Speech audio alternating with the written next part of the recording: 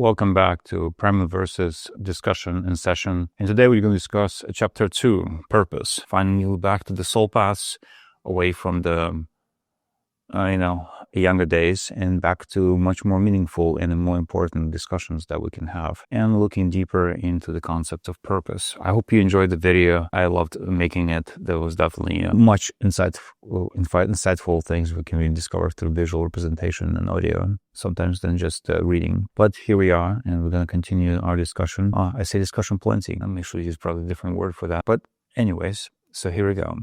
In the end, all that really matters is what you have inspired, the hand of fate. So as you can see here, in the end, because purpose usually implies the end. What is the purpose is the end. And what matters, it seems to me, at least, is the inspiration of it.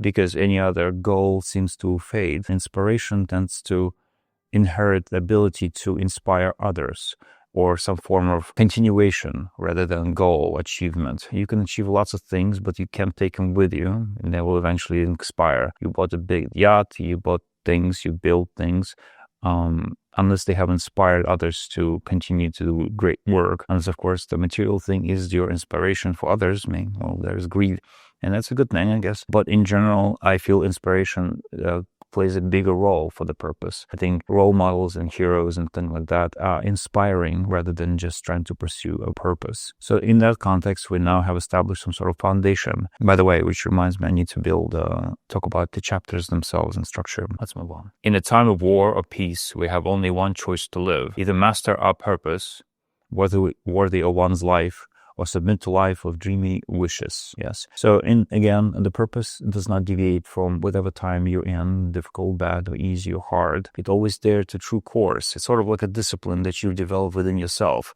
a guiding principle, a North Star, whatever it may be, something that makes you drive toward a goal, something that will inspire yourself and others to pursue. We have only one choice to live, meaning purpose. There may be many other purposes, but overall a goal of a purpose is to drive your entire life toward a direction. And with it comes many other purposes. But in general, you have only one choice to live because you have only one life. You can't be many purposes, only one choice, one life, so to speak. Again, with connotation with a number and a letter and a word of one. So either master our purpose, meaning you have to, as a human being, as a species or conscious individual, pursue that purpose because that is our basic goal. That is, eventually everyone has their own purpose they need to discover. Think of it, the destiny or fate. It basically drives your inner self, and your mission in life, one way or another, is to discover it, find it, and pursue it. Failure to do so, well, that's going to be a little bit complicated and usually tends to create problems. One way or another,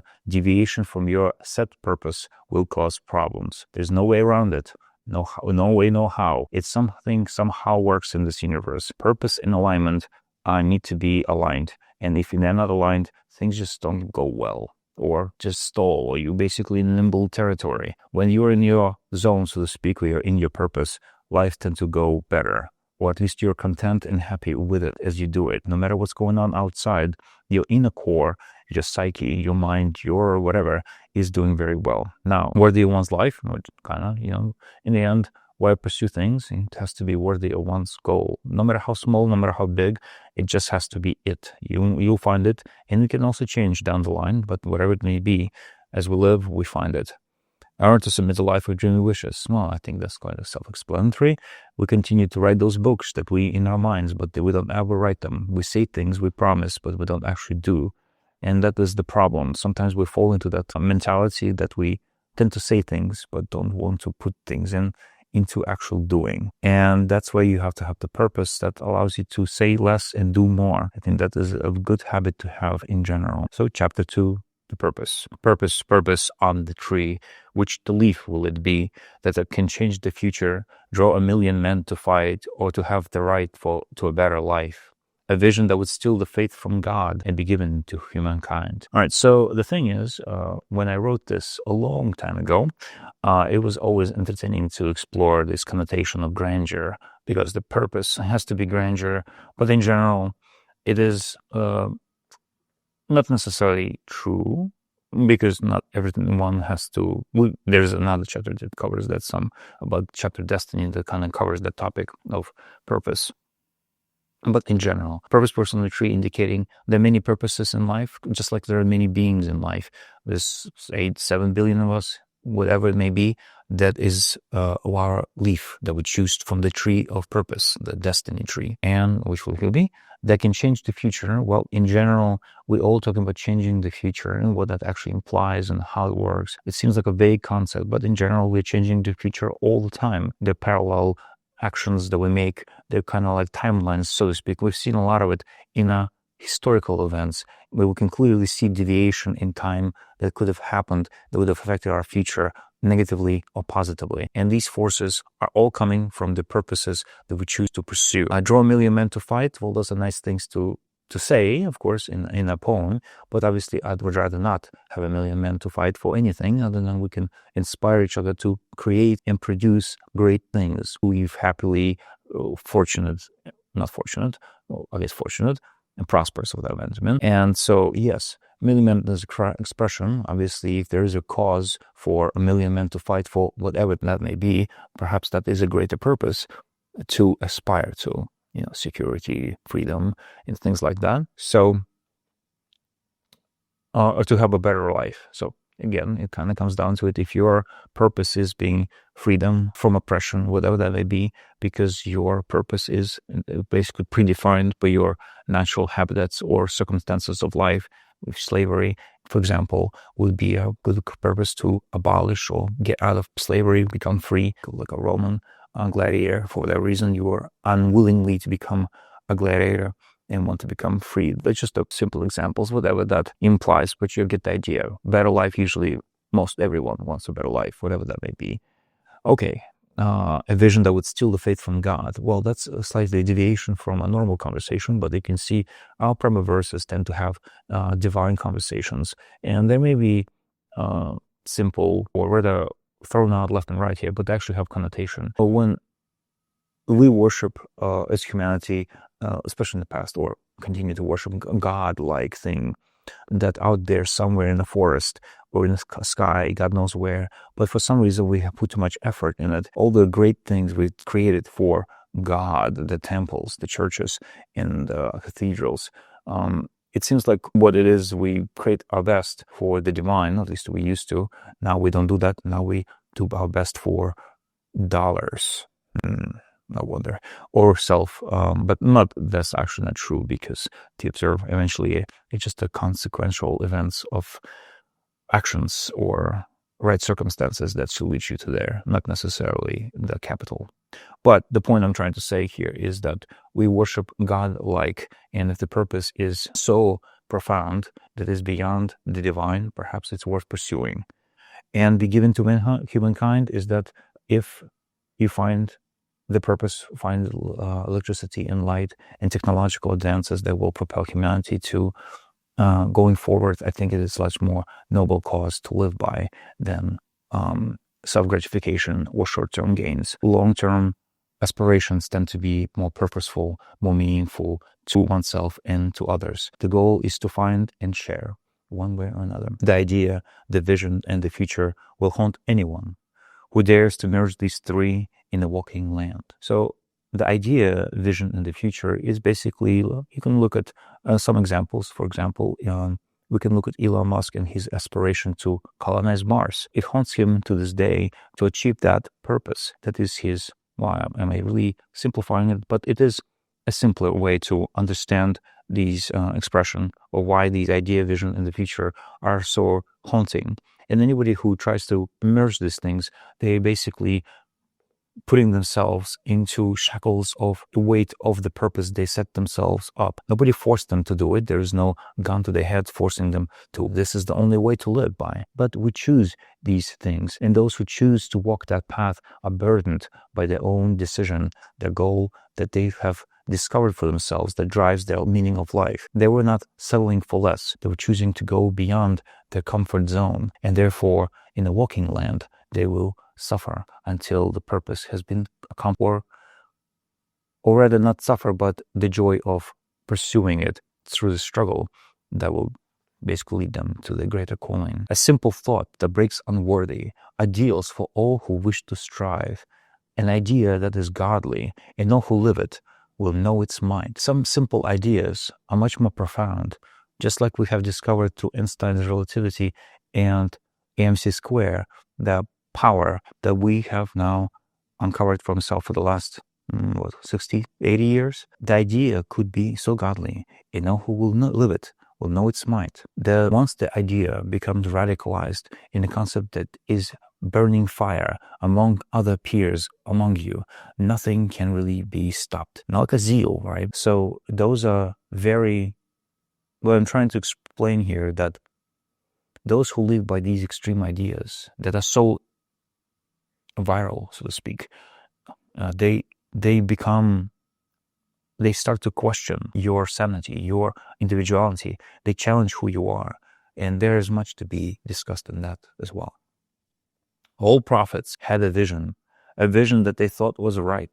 But the vision that awoke in all mankind is worth more than all the prophets. And as you can see, a little bit of grandeur here for the purpose, but it is trying to make a point. At the same time, at least in my case, I believe, and in more case, that most prophets had a vision, but it seems like the vision that they've had was not really truly awoken in all mankind. And I believe the moment we have a prophet or prophets, whatever it may be, where humanity has the same vision as they are, then perhaps that is the true worth of all prophets. When humanity is able to be driven to true discovery, something that everybody realizes without the need for profit, the truth, self-evident, like 2 + 2, or something like that, or maybe even profound, something that innately, something that in the future will change us so indistinguishably. Something in the future will redefine the concepts of reality or concepts of understanding. They'll be so profound, they'll be so true, that there'll be no need for prophets, because they'll be self-evident. And anybody who tries to say anything about prophecies with regards to humanity, perhaps they should be questioned, because why would one person become a prophet while others not receiving the same message? There should be doubt. There should be questioning always. And that is what I'm trying to say. The purpose must be all fulfilling. It is basically driving from everyone, from within, in general. But it's not necessary. Again, it comes a little bit from grandeur, but it's you don't have to.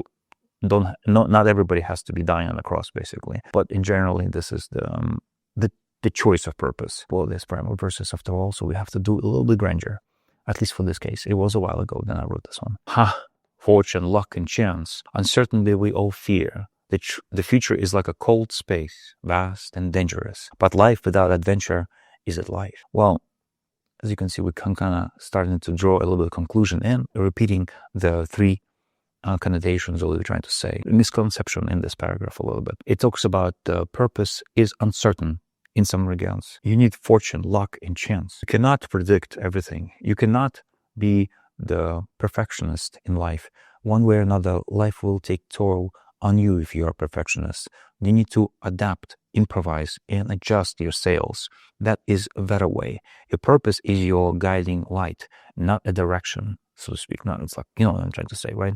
So in this case, this uncertainty is good. We're afraid of it. It's all right to be afraid. Afraid is a necessary step. That probably means you're doing the right thing one way or another. The last thing you would want to be afraid every time obviously don't want to be afraid all the time, but in general, you should be not fearful, but more embracing of the fear. There's a difference. The future is like a cold space. Well, I think just an expression to indicate that it's vast and dangerous. The future is uncertain in a sense. It's vast, infinite almost. There's an infinity in the future. And those parallel lines that we choose to be is the direction we all take right now for the future of our humanity, of the future ourselves, our family, and our individual goals. But life without an adventure, is it's always worth risking oneself to pursue purpose, or not to pursue purpose and just have life adventure?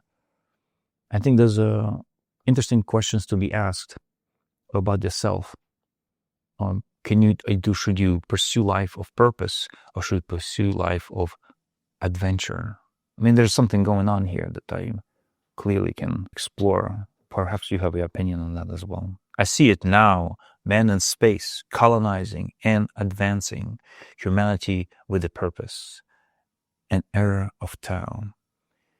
Well, so obviously the purpose is humanity in space in this connotation of this chapter. During that time, I was very influential by the concept and ideas of the Tao, and an era of Tao indicates mostly just we have enlightened or reached an era of sorts that is predefined, where humanity is no longer lost within the kernel of Earth and actually have defined who they are in the space of the galaxies in the universe, and what it is driven to be a human, what it is means to be, I am a human born on this planet, or whatever used to be my planet, or maybe I'm cloned, I am a gene of production of the earth.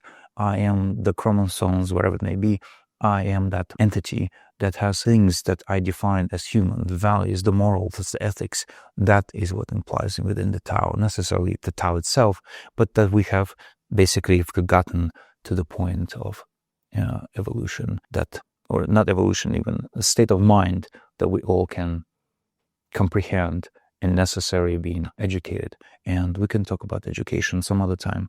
But as you can see, if you have gotten to the purpose, which would be your journey as a wanderer, you will continue to the chapter 4.